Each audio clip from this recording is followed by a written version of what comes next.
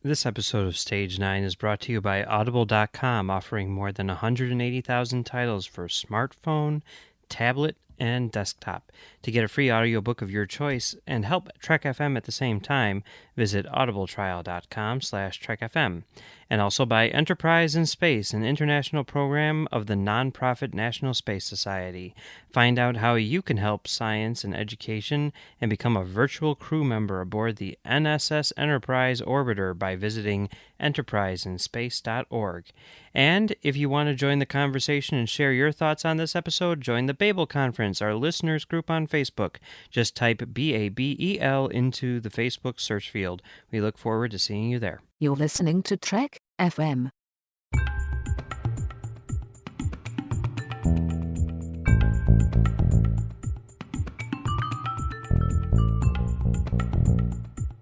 Hello and welcome to Stage 9, Trek FM show about the people who make Star Trek. I'm Mike. I'm John. And hey, it's the 51st anniversary of Star Trek. Yes, we're boldly going into another anniversary that Paramount is not appropriately acknowledging. Yeah, but you know, they're just celebrating a couple weeks late, I think, this year with the release. Well, CBS is celebrating. Yeah, that's true. Paramount, yeah, they don't really care. So, hey, maybe Paramount will say, like, hey, yes, this new movie is happening, and it's being directed by Paul Thomas Anderson, coming to you 2018. Anything is possible. I think that all of the stuff they have up, we've talked about this for the DC movies, everything they're considering. Sure, I think that's possible now. Yeah. Okay. Yeah. But, you know, in celebration of the 50th anniversary and, you know, with a new pilot on the way, we thought it would be cool to somehow talk about, you know, that, where we are now and everything, and also with Discovery starting up in just a couple weeks.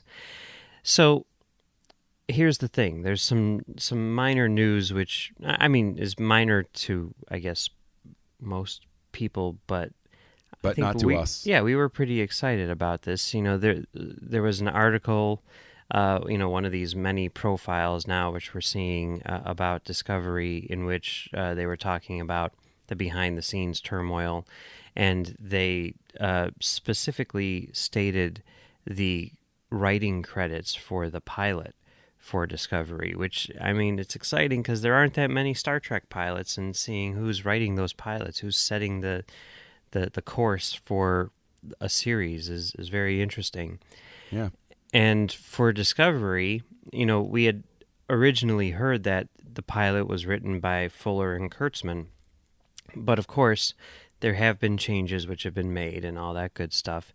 So the way that the credits break down now, according to this article, are story by Brian Fuller and Alex Kurtzman, screenplay by Brian Fuller and Akiva Goldsman, which is very interesting because, for one thing, it definitely shows that Goldsman's role on this series is very substantial. You know, even if that was his only contribution, which we already know it's not. We already know that he's directing a couple episodes.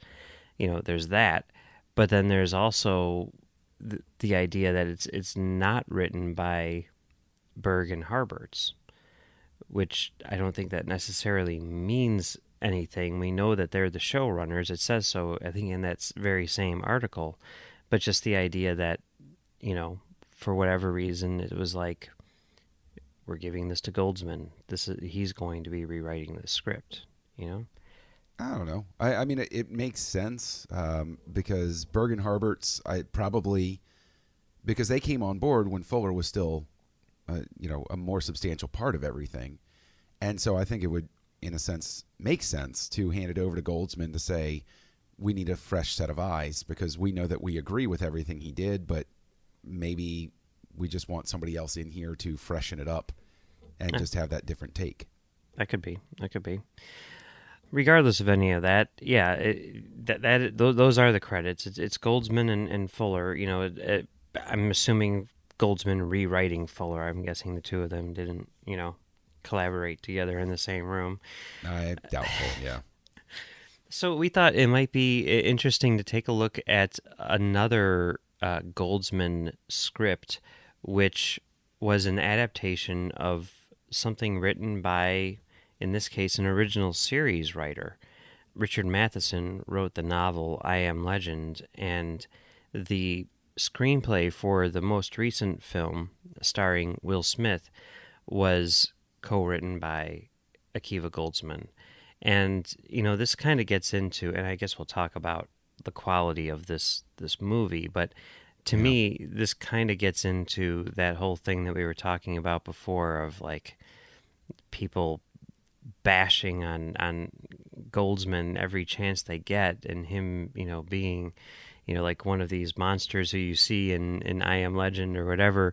And I mean, Yeah. I just don't agree with that. I mean, yeah, he's made some really bad movies. I'm not going to dispute that at all, but he's also made some really, really great movies. And Yeah. I Am Legend, I think, to me anyway, and I know that we've sort of discussed, some of his stuff. I mean, Batman Forever is definitely my favorite Goldsman movie, like by far, that. But I've grown as a person, and I'm just going to walk right past that comment. okay, I mean, but I fully admit that has a lot to do with my personal history, and I can't see the forest through the trees when it comes to Batman Forever. That's perfectly legit. But if I'm going to look at things objectively, I personally think that I Am Legend is his best script, and I think that it's a hell of a script. I don't know. I mean, what do you think about I Am Legend? I guess before, I mean, before I mean, I just gave my opinion of it. But before we go any further, do you want to give a description of I Am Legend? I do. I Am Legend is. We talked about the book actually back when we were doing commentary Trek Stars, and so this is an update / adaptation of that. But at the same time, it blends in elements of a previous adaptation called The Omega Man that was starring Charlton Heston, which is honestly one of the I really think it's a much more influential and foundational horror sci-fi work than people realize sometimes. But this is an attempt to get closer to the actual book, the actual source material, although it still carries elements of, you have a scientist, who's working on the cure, which is not really an element that you're going to find in Matheson's original book. That's a huge stark difference right there. But basically, with this film, Will Smith is a scientist who has inadvertently caused the end of the world by engineering a cure to something that goes sideways. We have our underlying mythos with sci-fi. We go back and forth on scientists, and in this one, it's the unintended consequences of trying to control the world. And so we're with Will Smith and his dog as they go through and they set up the end of the world. There are essentially zombies, and then inevitably he comes across some other survivors and learns to live again. Yes, he does. So what did you think about the movie? I really enjoyed it. This is one of the ones where the ending debate is very strong. You always go back and forth about the ending, because I think that with the way this is structured, an ending that satisfies everybody is impossible, because people are going to want it to go one way or go the other way. But overall, I thought it was great. I think Will Smith's performance is very, very moving and affecting. There are some tremendous emotional moments in the film, and it's our first hint of a Batman-Superman team-up movie, because as he's going through Times Square after the end of the world, there is a giant billboard for Batman and Superman, the movie. So that was in their brains back then. That's true, and the date on there kind of bothers me, because like this movie came out in 2007. Because 2007. Yeah, because the IMAX version of this movie had the Dark Knight prologue attached to the front of it. that was where we got our first glimpse of the Joker. I remember going to Navy Pier and seeing this thing, there and just being like, oh my God, that prologue is amazing, and then here we have it, the date on the poster I think is 2010, and it's like, wait, but Nolan's not going to be done with his trilogy yet, right? Whatever. But that's the odd thing. I saw 2010 and I just thought to myself, there's no way they'd turn this around in production so fast. That's true too. So, yeah. But apparently that was kind of an inside joke I read online, because Goldsman did a draft of the Batman versus Superman movie, which was in development back then. There was a Batman Superman movie which came fairly close to getting made, which was written, I think, primarily by Andrew Kevin Walker, the guy who wrote Seven, and it was going to be directed by Wolfgang Peterson, the guy who did Das Boot and Air Force One. But that would have been... there's some alternate reality where that happened, and it would be so gloriously interesting to see that. It would. They do have like a lot of things in a way. They sort of like predicted the comic book revolution in terms of movies. They've got, like, in the video store, posters up for a Green Lantern movie and a Teen Titans movie and all this stuff. Now, and just so everybody knows, this was released by Warner Brothers, so it was an easy leap for them to say, hey, look, here are all these great movies and properties that we don't have to pay anybody for to put in our film. Yeah, it's smart. It's cool. It's a good way of making things slightly futuristic. But yeah, the ending, I mean, that was like a whole thing. Like, I remember when this movie came out, and Max, our co-host on Commentary Trek Stars, he was a huge fan of the book, and when we were working together at the time as projectionists, and the thing came out, and he was going to screen it, and I remember him going into the theater with this sort of like, almost like Will Smith in the movie when he's gearing up to like go outside or whatever, this kind of feeling of like, I've been down this road before, I know what's coming at me, I know it's not going to be good, but I'm ready for it, And he comes out of the movie, and I'm like, what did you think? And he's like, it was bad, but for a second there, I thought they were going to make it good. I thought they were going to do that thing that none of the other adaptations did, and actually do the ending for real. And then they didn't.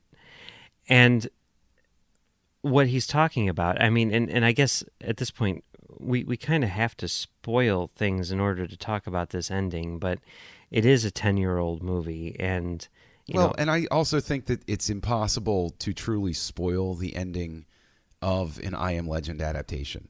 It has to end a certain way.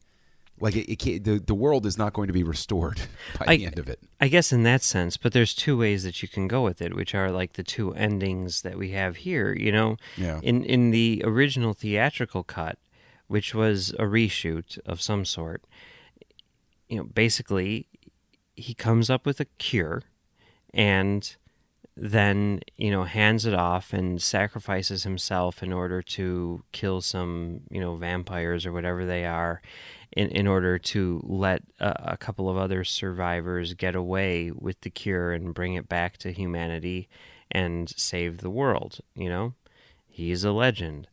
But the way that the book is written, and the way that this ending in the alternate version is presented, which I think everyone sort of considers to be the true version of this movie, he does come up with a cure, and then he comes to the realization that they don't want to be cured.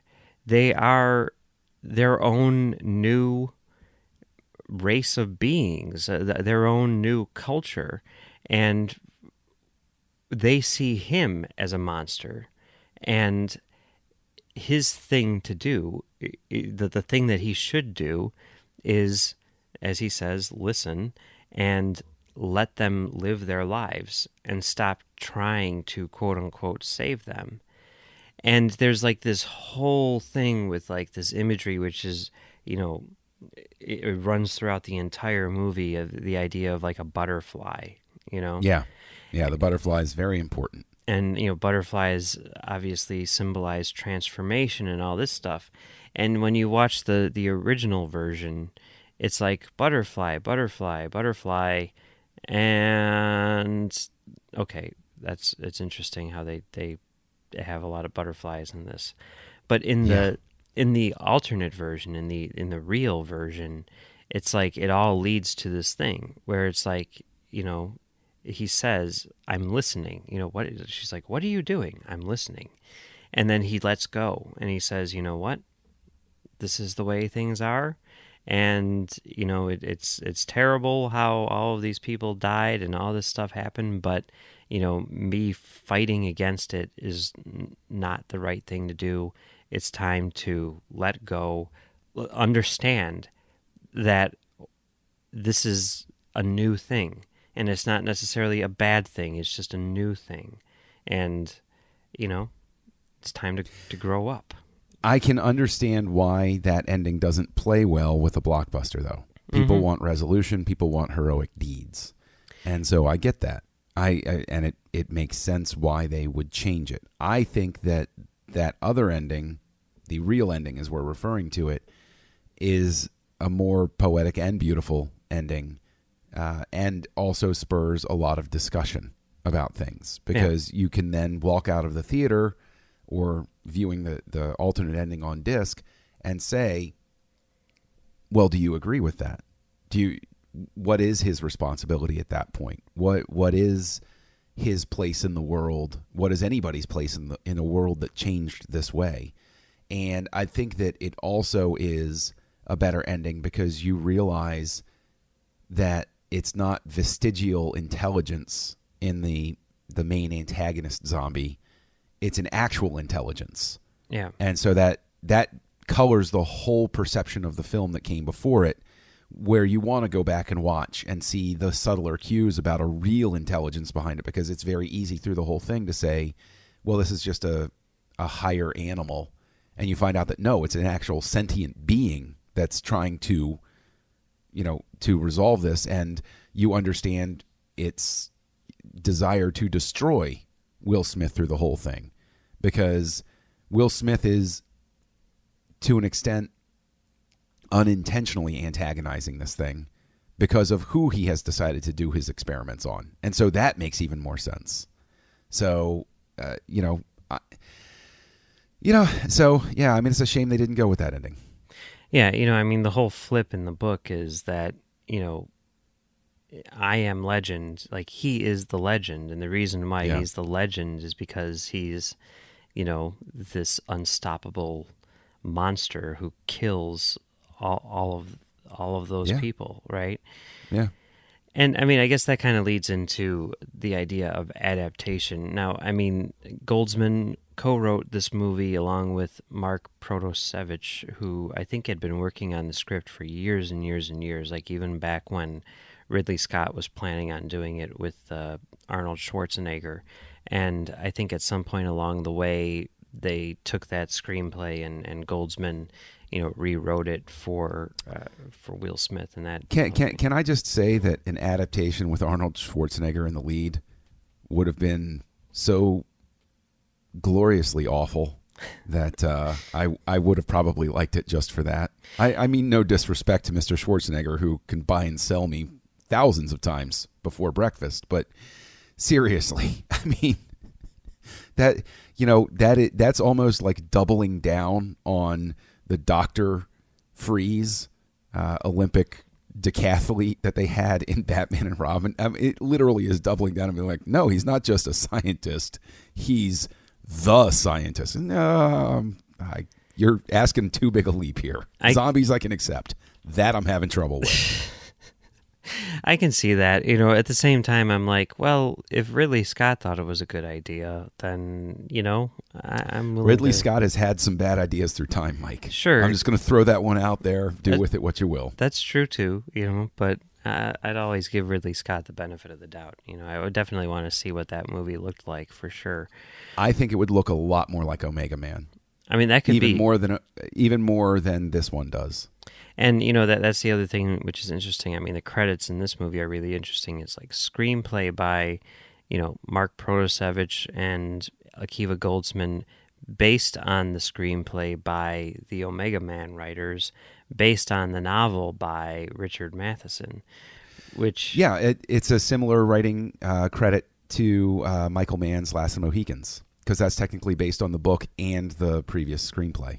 yeah. So yeah, I mean, it's interesting. I mean, it really kind of like shows where the influences lie along the way. It's not written by someone who necessarily grew up with the book. It's written by someone who grew up with the movie, and you just take it a step further back there to see where it came from. But yeah, you're right. Because of that, there's a lot of things which are in Omega Man the movie which are not in I Am Legend the book. But even with that, I think it's definitely a truer adaptation to the book than Omega Man was. Yeah, there's one question sitting in the back of my brain, and I'm sorry for sort of shifting over to the other side here, but one of the big arguments that I had with my friend Joey, who I mention every so often because I used to go to movies with him all the time, and Joey hated the decision to make the creatures CG in this. Mm-hmm. He desperately wished that they would have gone with just the actors and makeup as opposed to the CG zombies. He also didn't care for the Times Square effect in the beginning. Now, I look at something like the Times Square effect in the beginning, and it's imperfect, but at that time, it was such an amazing blending of everything. What did you think of the decision, though, to make the zombies CG? I didn't have a problem with it. I mean, yeah, they definitely look kind of cartoony, but, I can sort of forgive it. And I think it really sort of speaks to the idea of adaptation, figuring this out for a different medium. They take it to an extreme here, because in the previous adaptations, it's like, okay, these things are vampires, they're these weird creatures and everything. But on the page, you can sort of get away with it, because if you're not specific about it, you can trick the audience in a sense by saying you're seeing it through the perspective of the main character, right? So he sees monsters, he is going to exaggerate what they look like in his mind, so that when he does come across people, he doesn't see them as monsters, and then we find out oh, they are the monsters, that that kind of thing. And that kind of switch is something which is really hard to do on film when you're actually physically seeing these things, instead of just hearing someone's perception of them. But on film, it's okay, there are going to be things that make these things stand out, visual cues where you say that is a monster, that is not. And they took that to an extreme here. And by taking it to an extreme, in the writing, you've got to alter how things play out in order to basically get that same point across, but in a different way, because visually it's not going to work. So the fact that they did make them all CGI, I think you can talk about the quality of the effects, which is a little iffy, but I think the idea of pushing it to the max, pushing it to an extreme, is a really interesting choice, and it creates a lot of interesting problems creatively in terms of storytelling. And I think that the way that they handled it was really well. In a lot of ways, I think almost as effective, or maybe more effective than what's in the book, but in a different way. And that I mean, right there to me is one of the things which kind of demonstrates how good this adaptation is. You know what I mean? Okay. Yeah. No, I hear you. I mean, what do you think about the CGI zombies? I tend not to care. In all seriousness, I tend not to care about stuff like that. It's the conceit doesn't bother me. I think that it put it in a position where it immediately got dated as soon as the technology moved forward. That's for me. That's always going to be an issue with CG. Is you have transcendent instances like Caesar in the Planet of the Apes movies, the current ones, but then you have stuff like this, which are steps on the way. But I've often been a defender of the steps on the way, and said, this is where it is here. And okay, when I watch the movie in 2017, I can say, oh, well, that's early aughts CG. That's not modern day CG. But that's fine. There are plenty of movies where I can look at them and say, well, that effect looks pretty dated. That's a rear screen projection while they're driving. That sort of thing.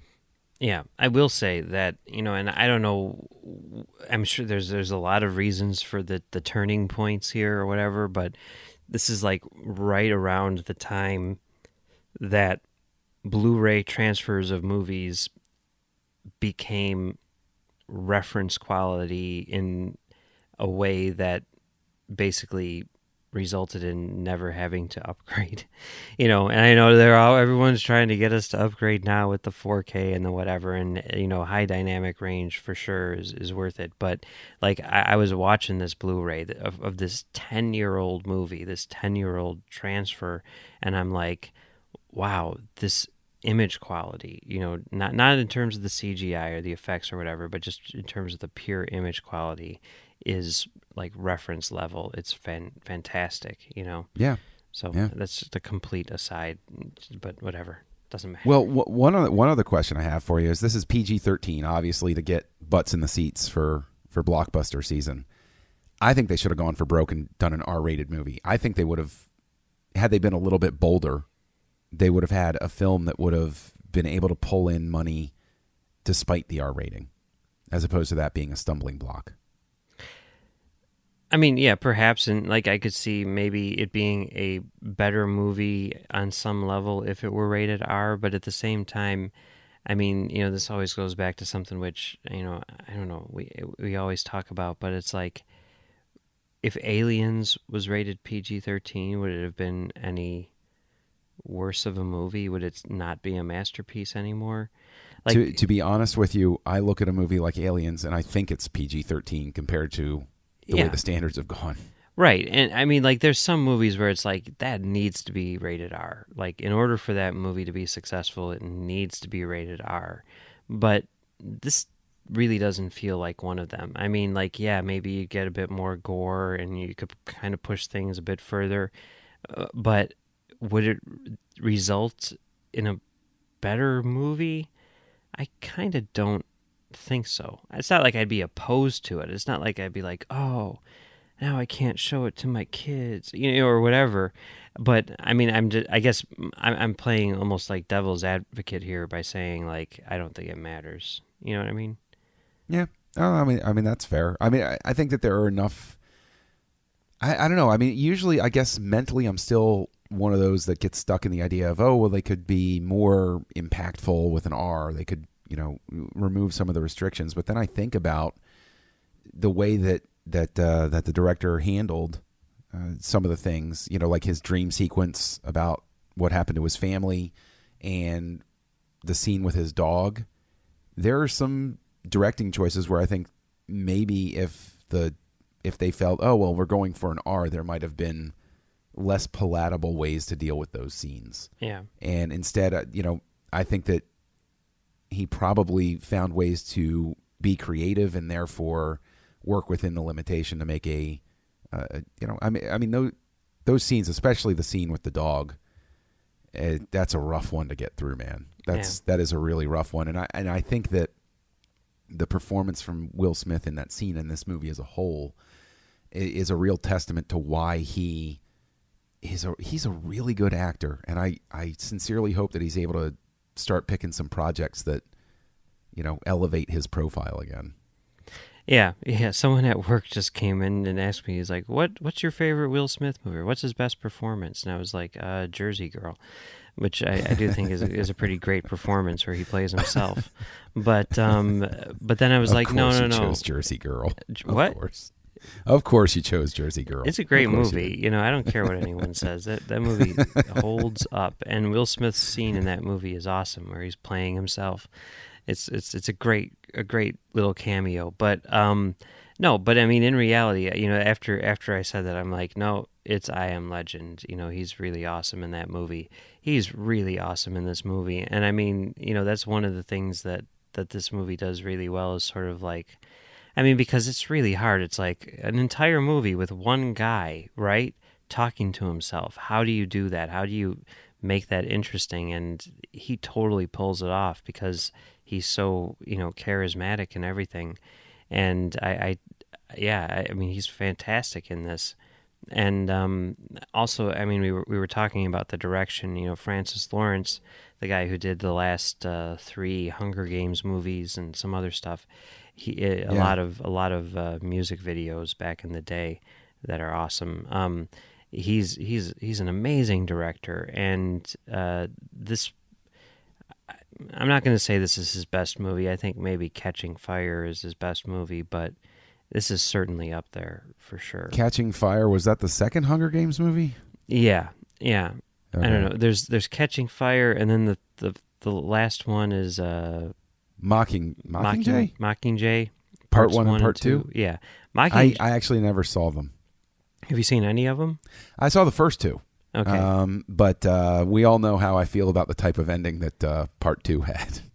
Okay. See, I thought those tend to anger me. I thought that was cool, but Mockingjay Part 1, I'm like, oh man, this is amazing. Oh my God, this is the coolest thing ever. I can't wait for the finale. And then Mockingjay Part 2, I'm like, oh, so this is where we were going with this? Okay. You know, it's not bad, but A lot of people felt that way about the book, The Mockingjay. yeah, which is why, like, as a after, result. like, you know, I kept on hearing, like, people are like, oh, the book, you know, and then I saw Part 1 and I'm like, oh, those people are insane, you know, and then you get to the second half and I'm like, I really do think, you know, and I think this most of the time, you know, I mean, obviously that's the thing to do is to take the last book in a trilogy or whatever and break it up into 2 movies for no real good reason other than to sell more tickets. And I just feel like as far as adaptation is concerned, as far as like structure of a trilogy is concerned, like if you were to keep that as one movie, you know, slim it down to, you know, 2 hours instead of 4, it would end up being a much better result. But I don't know.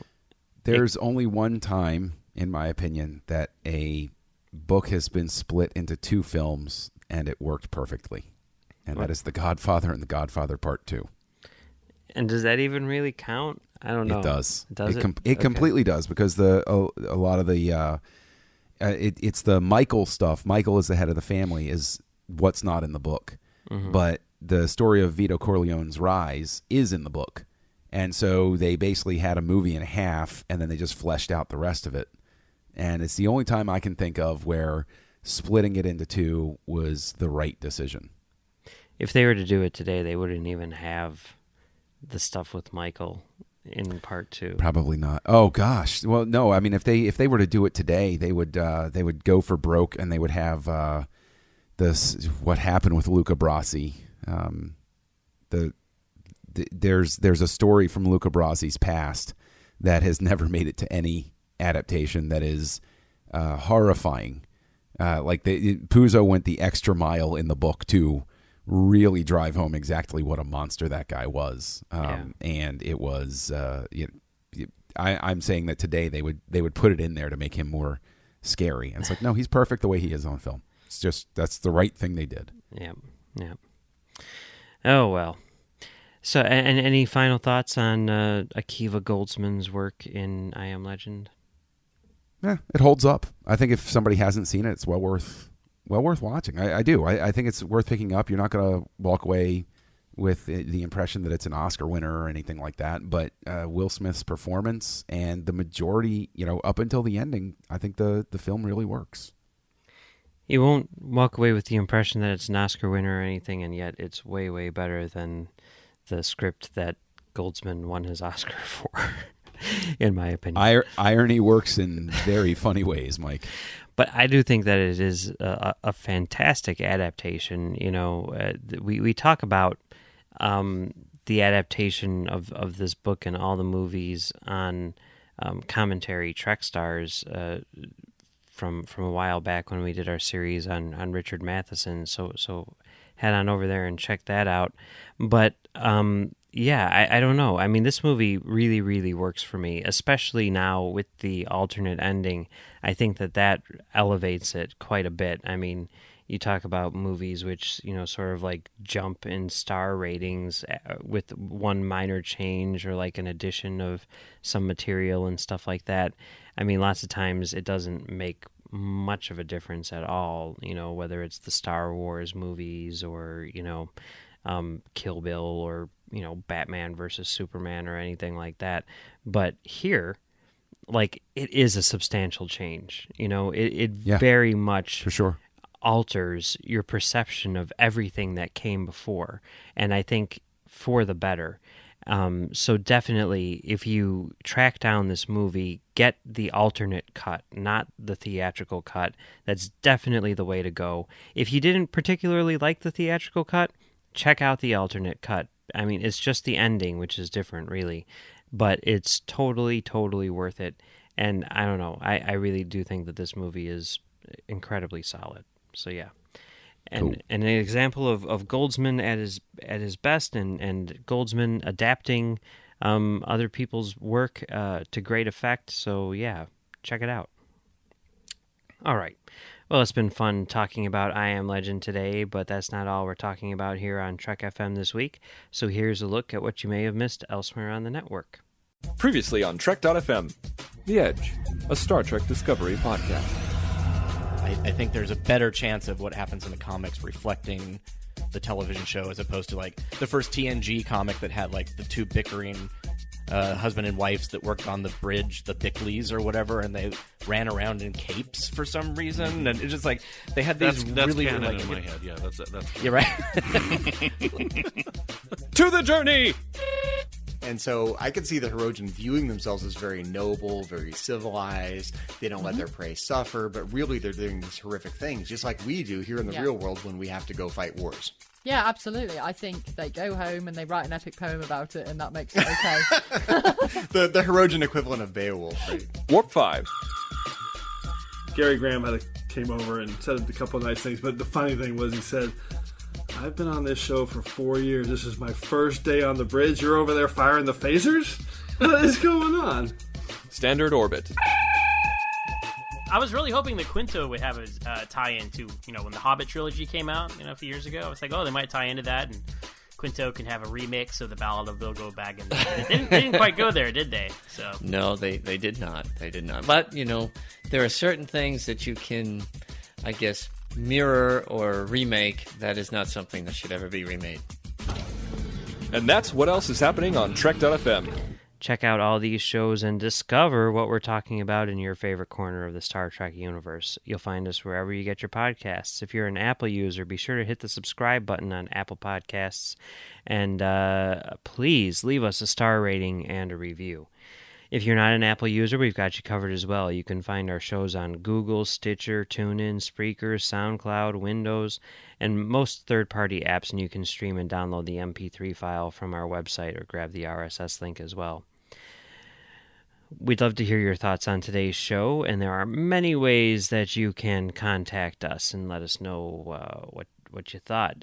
You can find us on the Babel Conference, which is our listeners' forum on Facebook. Just go to Facebook and type Babel, that's Babel, into the search field, and we'll come right up. If you want to contact the network on Twitter, you can find us at Trek FM or on Facebook at facebook.com/Trek FM. John, where can people find you on the internet? Well, you can find me as Kessel Junkie out there. You can also find me co-hosting Words with Nerds with my pal Craig, which is on Podbean. You can find me over on the Nerd Party Network co-hosting Aggressive Negotiations with a name familiar to Trek FM, Matthew Rushing. And you can also find me co-hosting Great Shot Kid with another name familiar to those of you who listen to Trek FM and this show, Mike Schindler. Yeah, you can find me over there on the Nerd Party doing that, and you can also find me on commentarytrackstars.com doing a show called Commentary Trackstars, and you can find me on Trek FM right here doing a show called The Edge, which is all about Discovery, the new Star Trek television series, which you may have heard of. Yes. And you can also find me on Twitter at Mumbles3K. We'd like to thank our associate producers today, Jeff Sutter, Chris Steftenagel, and Norman C. Lau. Thank you very much, Thank guys. you. Thank you. If you want to be like Jeff, Norm, and Chris, head on over to patreon.com/TrekFM and become a patron of the network. That's patreon.com/TrekFM. Go over there to get all of the details, including perks like early access to episodes, exclusive content, producer credits, and more available through our special patrons website, Patron Zone. It requires a great deal of money to produce and distribute these things, so we really appreciate any support you can give us and hope you'll join the team. Again, you'll find all the info at patreon.com/TrekFM. Okay, well, that's it for Akiva Goldsman. We are, approaching Discovery very, very fast. And, there's that other Star Trek-like show, which is going to be debuting this month, next week, as a matter of fact. And that is The Orville, which is created by basically everyone who worked on Star Trek in the past. And then Seth MacFarlane, who also worked on Star Trek in the past. Oh my gosh, you're right. I always forget about that. You're right, he did. Yeah. He is a Star Trek creator. Yes, he is, for sure. Wow. For sure. Yeah. So next week, we're going to take a look at the premiere.